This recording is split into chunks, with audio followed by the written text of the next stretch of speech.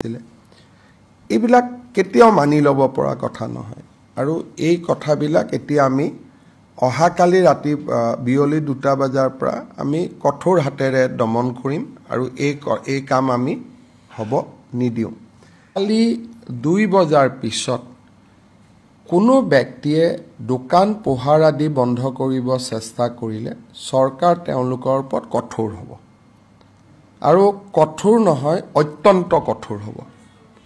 ৰাতি কালি 2টা বজাৰ পিছত জুবিনক বিদায় দিয়াৰ পিছত কোনোবাই যদি দোকান পোহাৰ আদি বন্ধ কৰি ৰাখিব চেষ্টা কৰে তেতিয়া চৰকাৰে কঠোৰ ব্যৱস্থা গ্ৰহণ কৰিব আৰু আজি ৰাতিও যদি কোনোবাই জুবিনক অসন্মান কৰি উদ্ভণ্ডালি আদি কৰিব চেষ্টা কৰে আজি আমি গ্ৰেপ্তাৰ কৰাৰ কাৰণে নিৰ্দেশ দিছোঁ।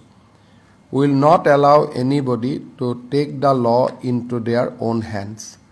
আৰু মই ব্যৱসায়ীসকলক আহ্বান জনাম যে অহাকালি 2 বজাৰ পিছত আপোনালোকে সুন্দৰ কৰি ব্যৱসায়বিলাক আৰম্ভ কৰক। অসম চৰকাৰ আপোনালোকৰ লগত আছে আৰু যোৱা কেইটামান দিনত জুবিনক সম্পূৰ্ণভাৱে অসন্মান জনায় যিসকলে অত্যাচাৰ আদি কৰাৰ চেষ্টা কৰিছিল তেওঁলোকৰ ভিডিঅ'গ্ৰাফি আমি কৰিছোঁ।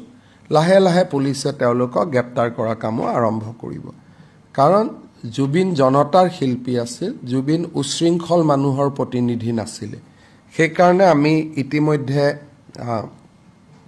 ভিডিঅ'গ্ৰাফি যেনেকৈ কা আন্দোলন কৰা ভিডিঅ' পিছত আমি ভিডিঅ'গ্ৰাফ কৰা ল'ৰাবিলাকক পিছত আমি বহুত দিনলৈ তেওঁলোক আজিও কোৰ্ট কাছাৰীত গৈ আছে।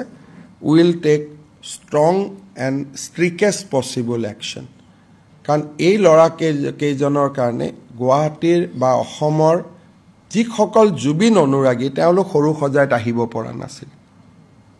যিসকলে জুবিনক মনে প্ৰাণে ভাল পায় তেওঁলোকক সৰু সজাইত তেওঁলোক এক প্ৰকাৰ সোমাব পৰা নাছিল। কালিৰ পৰা আমি ষ্ট্ৰিক হোৱাৰ পিছতহে আজি মানুহখিনিয়ে যাব পাৰিছে।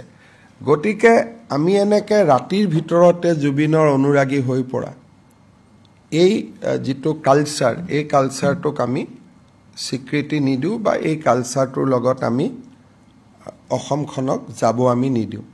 আজি যোৱাকালি ৰাতি জু ৰোডত ফাৰ্মাচী এখনো ভাঙিব যত্ন কৰিছিলে। এইবিলাক কেতিয়াও মানি ল'ব পৰা কথা নহয় আৰু এই কথাবিলাক এতিয়া আমি অহাকালি ৰাতি বিয়লি 2টা বজাৰ পৰা আমি কঠোৰ হাতেৰে দমন কৰিম আৰু এই কাম আমি হ'ব নিদিওঁ।